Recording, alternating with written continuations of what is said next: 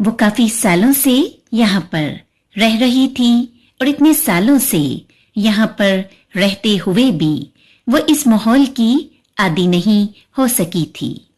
ये माहौल, ये लोग, यहाँ पर वो जिस तरह की तर्ज जिंदगी गुजार रही थी, ये सब कुछ इसे नापसंद था। बल्कि अब तो इसे अपने आप से भी नफरत महसूस होने लगी थी, अपने वजूद से भी गिन आने लगी थी।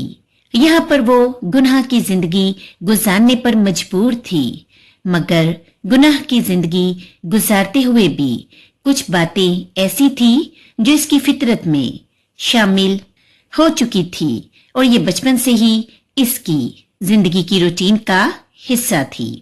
इसमें एक तो इसकी नमाज थी, दूसरा तिलावत कुरान पाक थी। वो